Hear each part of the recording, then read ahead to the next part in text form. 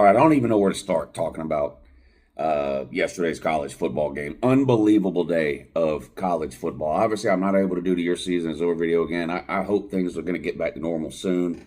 Um, we'll see. Last Sunday, Georgia had lost the day before. Couldn't do the Your Season is Over video, so I did like a 15-minute just, point and laugh video with Georgia, talking about how much Georgia sucks. And I thought about maybe picking one of the losers from yesterday and doing that again today. But honestly, yesterday was just so wild and so crazy. I know if you're a fan of one of those teams that lost, you're hating it. But for everybody else, like, that's why we love college football. Not that any one particular team lost, Bama or Tennessee or Michigan or anybody else, but just, and I'm not even really just talking about the losses. Did you stay up and watch the Miami game? I mean, holy shit! I don't even know. It was just a wild, wild day of college football. But let's just run through a little bit of it here. We'll start with the five of the top 11. So Alabama goes down to Vandy. That's a bad loss. Obviously, Alabama was a 23 or a 24 point favorite in that game. They go on the road and they lose to Vandy. And if you watch the game, it wasn't like fluky. Really, it wasn't like Alabama just had a hard time getting off the field defensively against Vandy's offense. Vandy ran almost twice as many plays yesterday as Alabama did. Now, some of that can be explained when it comes to Bama because they're such an explosive team offensively, right? So a lot of Alabama touchdowns tend to be, 2, 3, 4, 5 play drives, like hell, or even a one play drive in last week's case against Georgia with the crazy Ryan Williams play at the end. So some of that discrepancy in the number of plays ran can be explained away by that. But defensively for Alabama, they just had a hard time getting off the field against Vanderbilt's offense. And when you watch that game, it really goes to show how one player on a pretty average, pretty bad team, honestly, Vandy, one player can kind of take over a game if he's good enough and if he's got the right skill set and if he plays the right position. That position is usually quarterback. And we saw that yesterday with that Vanderbilt quarterback. Unbelievable performance by him. First off, but it wasn't fluky. Mildew had the turnover where he got blindsided and fumbled the ball. But I mean, Vanderbilt it's beat Bama. Coming off of that emotional win last week over Georgia, I think even on the video when I talked about it last week for both the Georgia Auburn game and the Bama Vandy game, I said both of these teams, you got to watch out. They can start off sluggish or slow. It's hard to turn around from a game like they had last week and then have to get up and play again. But I don't think anybody saw that coming with Bama losing on the road at Vandy. So Kalen DeBoer's first year, he gets sort of the first taste of what it's like to lose a game at Alabama. We'll see how the fans handle it. Now, I mean, it's not like Nick Saban showed up in Alabama his first year and went 100-0. I mean, I think they were 7-5, if I remember right. Nick Saban, his first year at Alabama, including a loss to Louisiana Monroe. So this isn't the end of the world for Bama or Kalen DeBoer. It doesn't even really mean all that much for this season, really. Alabama with a win over Georgia right now is still in pretty good shape to make both the college football playoff and even the SEC championship game before that. Now, they've got a huge game coming up in a couple of weeks on the road at Tennessee, which now is even bigger for both teams because, of course, Tennessee lost too. But Alabama doesn't have to play Texas or Ole Miss.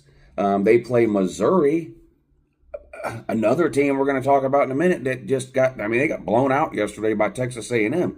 So, the point and laugh thing, Alabama lost to Vandy, I get that, and that's kind of what this channel is built on, but we're just not able to do the Your Season is Over today, so taking kind of a different approach here, but especially if Alabama wins that game at Tennessee, the Vanderbilt game is going to become almost meaningless. The loss to Vandy is going to become almost meaningless if they get by that game coming up at Tennessee, because I have the win over Georgia, which could potentially be a big tiebreaker that Bama could use to get into the SEC championship game or playoff seeding or whatever the case. But let's move on to Tennessee. Now, in this game, Nico didn't play good. And, I've had a lot of fun back and forth with Tennessee fans on this channel for a long time.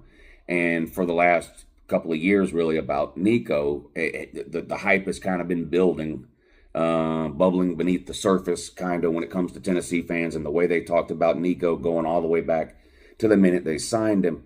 And a lot of the hype and the sort of praise or whatever that they were heaping on Nico, what was a little bit ridiculous. And we've talked about that a lot. I mean, before this guy had ever played a game, they were crowning him the greatest college quarterback ever, and multiple Heismans and national titles and all these kinds of things. And who knows, this is only his second year. He's got another year next year. And then who knows after that, but he's got to come back for at least one more year. And, you know, maybe next year he will win the Heisman. I don't know, but he's clearly not winning it this year. And I didn't really need to see yesterday's game against Arkansas to know that. He hasn't been putting up anything close to Heisman-like numbers. I mean, we used it as a joke and to troll, but it doesn't mean that it's not true. I mean, even before yesterday's disaster of a game by Nico, Arch Manning had more passing yards this season than Nico did. A guy who had only started 2 games at Texas. I mean, so the idea that, you know, Nico was going to somehow come in and redefine the position of quarterback and just set the record books on fire. It was ridiculous for Tennessee fans to say that from the get-go. Yesterday just kind of drives that point home a little. But Tennessee, man, again, a bad loss. A team that was a double-digit favorite. I know both Alabama and Tennessee were on the road. But it's just like I said, when Georgia went up and struggled at Kentucky. Okay, yeah, it's a road game. But if you were to make a list of like, all right, I have to play 5 SEC road games. Let me pick the least toughest ones. Well, Vandy would be on there. Kentucky would be on there. Arkansas would be on there. I mean, so these aren't, you know, this isn't like going to Penn State at night or LSU at night or Bama at night or going to the Swamp to play or whatever, the Big House with Michigan. I mean, these home field advantages are almost next to nothing in these places here. But Tennessee just had a hard time getting anything going offensively. I thought they ran the ball okay at times. Nico just looked out of sync. He looked disjointed. I know they were without a couple of their receivers at a few points during the game. But all Tennessee fans have told me, they tell me I'm wrong when I say it. I think Tennessee doesn't have the depth, I don't think, of some of the other top-end teams like Alabama, a Georgia, a Texas, and Ohio State. Teams that have kind of been recruiting in the top 3 or 4 for 4 or 5 years in a row. Tennessee fans have been arguing with me about that all offseason. No, we do have the depth. This guy doesn't know what he's talking about. Maybe I don't know, but you shouldn't be using receivers being out for a handful of plays yesterday as any type of excuse if you have all that depth been talking about. And Arkansas lost their starting quarterback in this game anyway. So, you know, they had to put a backup quarterback in, you know, and then they beat you with that. But just like with Alabama, this isn't a terminal loss for Tennessee. Now, this is a bigger loss for Tennessee than it is for Bama, I think, because of the way the schedule plays out.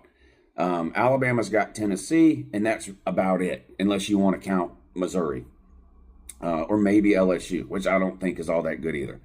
Tennessee, on the other hand, of course, has to travel to Athens later in the year. And, you know, Josh Heupel's struggles on the road at this point now are well documented. You know, it makes you go back and look at that Oklahoma game where they won by 10, 25-15. But Oklahoma's not a very good team.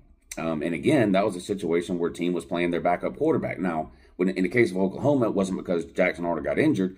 He got benched because he wasn't playing well. But you have Tennessee playing 2 road games this year, you know, at Oklahoma, now at Arkansas. In both of those games, the home team played backup quarterbacks. And Tennessee didn't look great offensively in either one. And they have to travel to Athens in November. Josh Heupel's winless against Georgia. So I think that's a more difficult road to sort of look ahead to for Tennessee than the Alabama thing where they have to play just Tennessee. But so and Tennessee's got to play Bama and Georgia. So this could end up coming back to bite Tennessee. Now, as far as the game yesterday goes, and back to Nico, the whole running out of bounds thing at the end of the game. If I was doing a "Your Season Is Over" video, I'd probably talk about that for 10 minutes. But the reality is, in a video like this, I'm not. It obviously was a boneheaded, dumb thing to do. And, first year starter. You lose track of time. You situational awareness. You know, but obviously you have to know when the ball is snapped on that play that this is it. I have to do something. Yeah, what you can't do is run out of bounds. I believe we saw, was it Joe Milton do the same thing at Tennessee a couple of years back. So obviously that was not good. That was obviously really bad. But I'm not even going to come on here and make fun of it. I'm just pointing it out because it was a big moment in the game. But um, I still think Tennessee's a really good team. Obviously, I still think Bama's a really good team. Those two losses yesterday are inexcusable, but just unbelievable college football. So those are the two top five teams that went down. You have of the top 11. So the other three would be Missouri, Michigan, and Southern Cal. Missouri got absolutely blown out by Texas A&M. Was that the least surprising? I don't know. Missouri, in their defense, I guess, was an underdog. So the fact that Missouri lost to Texas A&M wasn't even an upset, technically, by the letter of the law or whatever. But of course, they were undefeated, top 10, a lot of hype around them about making the playoffs. A lot had been made about the argument or the debate around Missouri. How good are they versus how much of what we are seeing or might see from Missouri is a result of their schedule? Because they, of course, avoided almost all of the top 4 or 5 teams in the SEC. They don't play Georgia, they don't play Texas, they don't play Ole Miss, and they don't play Tennessee. The only of the top 5 teams that they are playing is Bama. And then they have a game with Oklahoma, who is, bottom half of the SEC, probably middle at the best. And so there was like this ongoing debate around Missouri, really going back to the offseason. Is Missouri a playoff team? Well, what if they go 10-2? And I said, yeah, probably 10-2 would get them in. 10-2 is going to be a stretch at this point now with this blowout loss at Texas A&M. They still got the Bama game coming up. They still play Oklahoma. And the reality is, if you look around the world of college football right now, in the SEC in particular, it's hard to find any guaranteed wins on the schedule for anybody when you watch Alabama lose to Vandy and Tennessee lose to Arkansas in the same weekend. That goes for Georgia, Texas. It goes, everybody else. It's going to be a wild and chaotic season, not just in the SEC, but in all of college football. But Missouri just got blitzkrieged down there. I mean, that game was over quick if you were watching it. It was obvious early on in that game that, a couple of things. Missouri wasn't going to be able to protect Brady Cook. They harassed that guy the entire game. Texas A&M's defensive front did. I thought there was a moment early in that game where Missouri had a chance to get back into it and steal some momentum and kind of, okay, now let's see what can happen here. I don't know if you remember this play or not. They tried to hit Theo Weiss, I think is his name. They have Luther Burden, of course. Missouri does. Their other sort of top-end wide receiver is Theo Weiss. Brady Cook tried to hit him on like a seam route right down the hash, and he had a couple of steps on his defender. There was nobody behind him after that, and it was a good-looking throw, but he just let him literally 3 or 4 inches too far, outstretched hands, and the ball just goes right past his fingertips. And of course, had he caught that ball, he'd have walked into the end, 50 yards into the end zone. There was nobody behind him. And at that, I don't remember exactly what the score was at that point. I believe it was a 2-score game at that point. That would have made it a 1-score game, and you get some momentum back there. Instead, Missouri ends up having to go on to punt the ball away. They didn't convert a single third down in the first half. They were 0 for 5. They had a couple of bad penalties that cost them on a couple of drives, and that thing just got away from them in the first half. And in the end, they were just outclassed by what's probably just a better team in Texas A&M. And again, Missouri was an underdog there, so hard to even laugh at them for losing. It's more of I think this game kind of is more along the lines of this kind of proves maybe what some people suspected about Missouri, is that they're probably not a top 10, probably not even a top 15 team.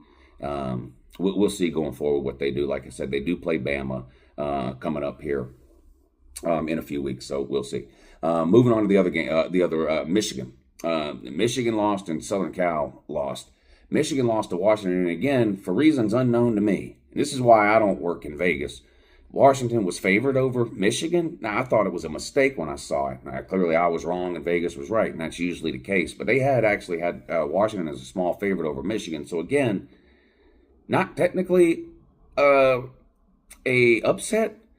The Alabama and the Tennessee games definitely upsets. The Missouri game, by ranking and record, maybe, but in terms of the Vegas odds, Missouri was an underdog. And the same thing with Michigan having to play Washington. Maybe record and ranking, Michigan not so much of an underdog, but when you look at Vegas numbers, Washington was actually favored, and they beat they beat them by 7 or 10 points. I mean, it wasn't a blowout; it was a close game, but Michigan goes down.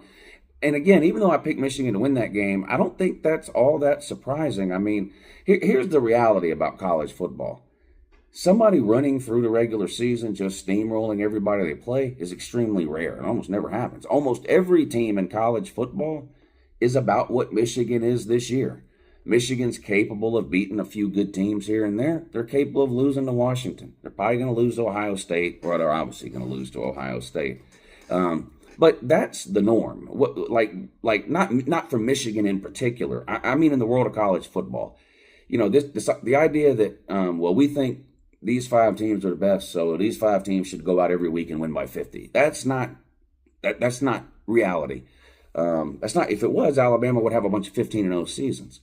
Instead, they have 0 15-0 seasons, not a single one. I mean, that's the fact of the matter. Alabama's been a really good team and a really good program for a long time. Even Bama lost a game almost every single year, even their national title years. I think COVID was the only undefeated year that Bama had in the playoff era, because they never went 15-0. So it's not all that surprising to me that a team like Michigan, who has obvious flaws, right? They lost their entire coaching staff. They lost a lot offensively. There's some defensive turnover. Their quarterback situation is a complete mess. But they've got a pretty good line of scrimmage, some good running backs. They're good in the trenches. They're a big, tough, physical team. So they're going to beat a few of the sort of top 25-ish type teams, and they're going to lose to a few of the top 25-ish type teams I watch. So that's, even though I picked Michigan to win, Michigan, nobody had Michigan in the great category, right? It's not nearly, at least to me, it's not nearly as surprising that Michigan lost to Washington as it is that Alabama lost to Vandy or Tennessee lost to Arkansas, right?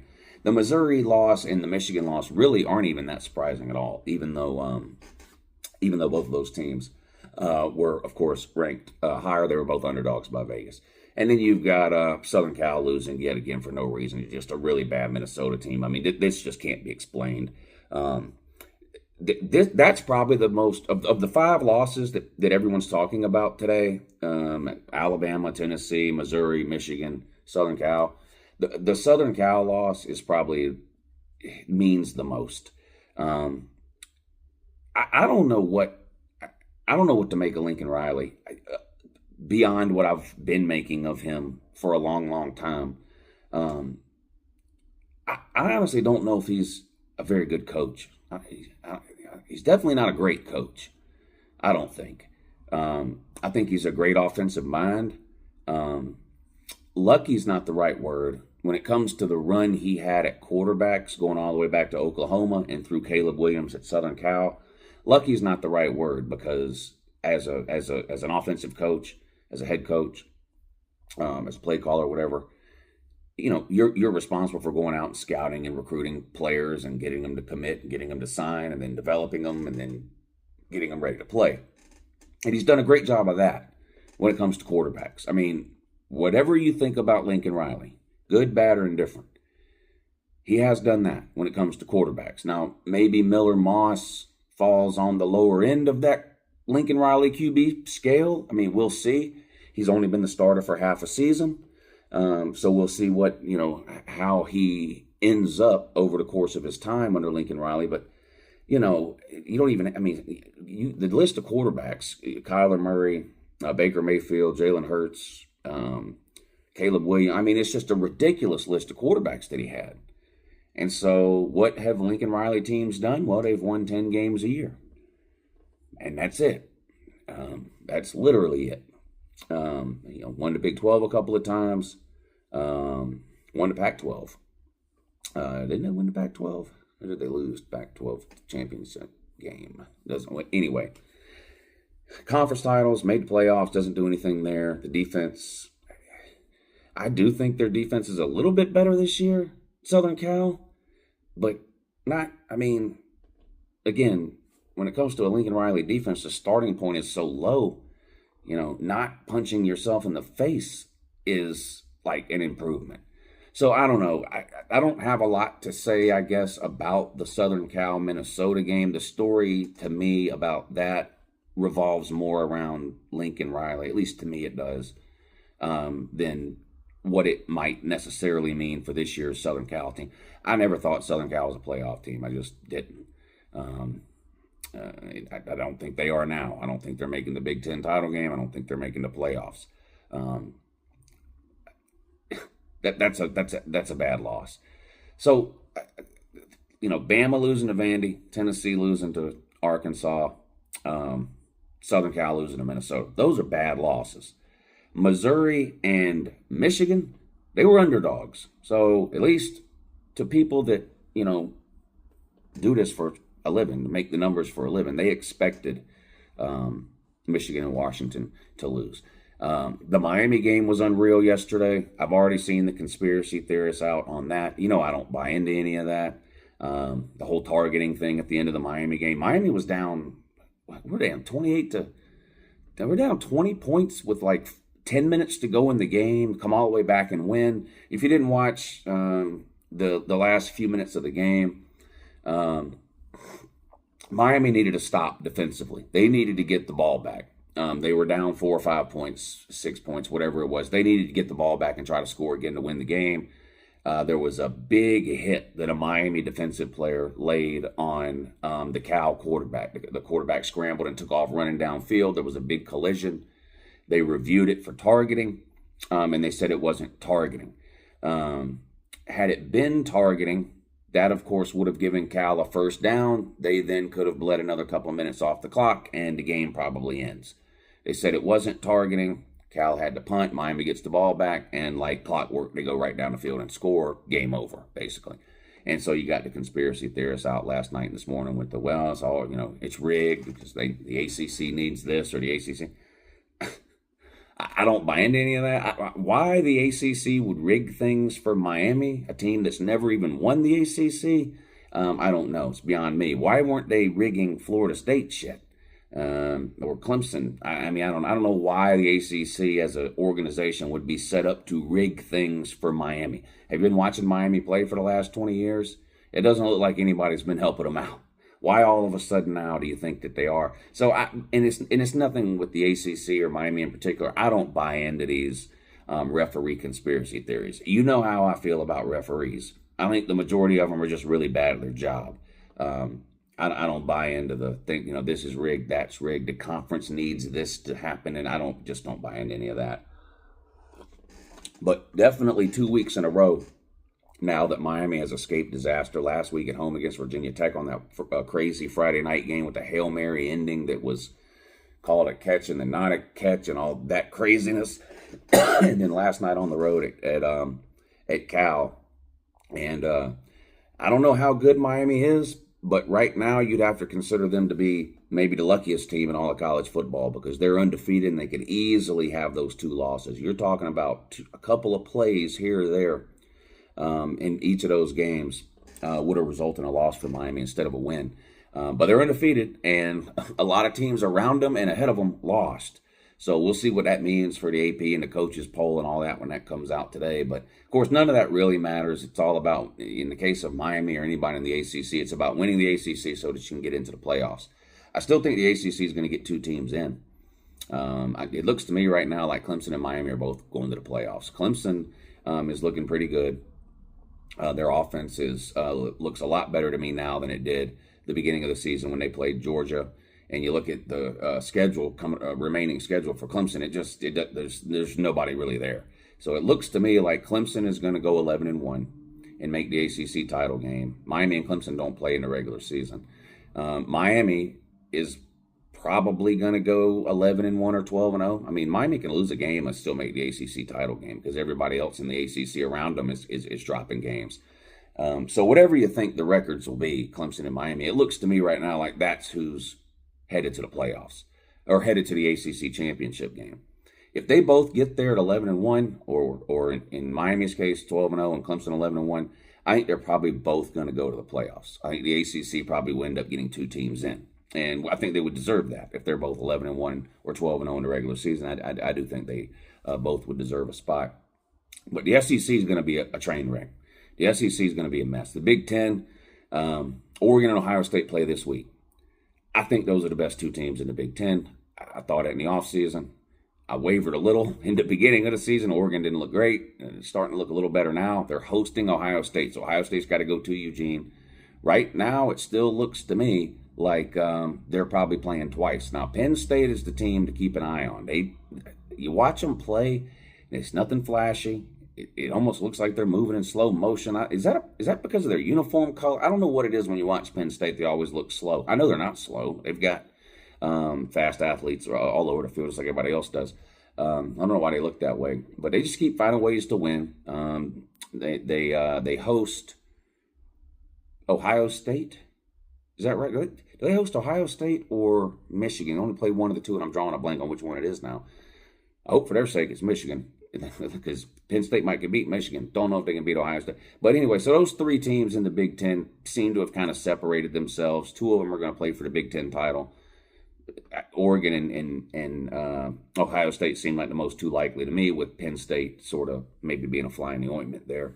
On that, we'll see. And then you look down to the SEC, and it's just wide open. Georgia's got the toughest remaining schedule. They got to play at Texas, at Ole Miss, and then they host Tennessee. Alabama has to play at Tennessee, but that's pretty much it, unless you can count LSU as a tough game. Tennessee hosts Bama in a couple of weeks, and then they play on the road in Athens.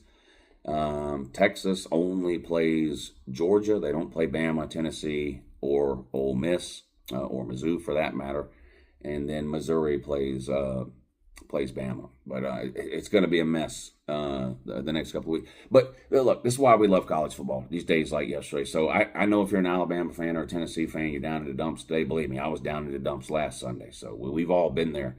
But yesterday was an unbelievable day of college football. Just an absolutely unbelievable day of college football. Look. If I could do the Your Season Is Over video last week and this week, I would do it because there's been some great material, including Georgia losing. And I hate it personally when Georgia loses. But for the channel, it's great. And the Your Season Is Over video would have been a huge hit last week. And it obviously would be a huge hit today. I wish I could do it. And I hope to get back home soon. We'll see. But I did make the 20-minute video last Sunday morning laughing at Georgia because, I am a Georgia fan. I talk a lot of shit when they win. So they went down to Alabama and lost, so I couldn't do the Your Season Is Over video on Sunday, but I did make the 20-minute video. Georgia's terrible, Georgia sucks, they're never winning another game, all that kind of thing that you guys always want me to do. I did that. But today I wanted to do something different. I can't do the Your Season Is Over video. Don't want to point and laugh because I didn't do it last week, but I had to come on here and talk about these games. Unbelievable. A day of games yesterday. Didn't look like a great day of college football. Ended up being one of the best Saturdays of college football we've seen in a long, long time. Again, understanding that if your team was one of those ones that lost, maybe you don't feel that way. But just from a college football fan perspective, just an unbelievable day. All right. Appreciate you watching. Have a good morning.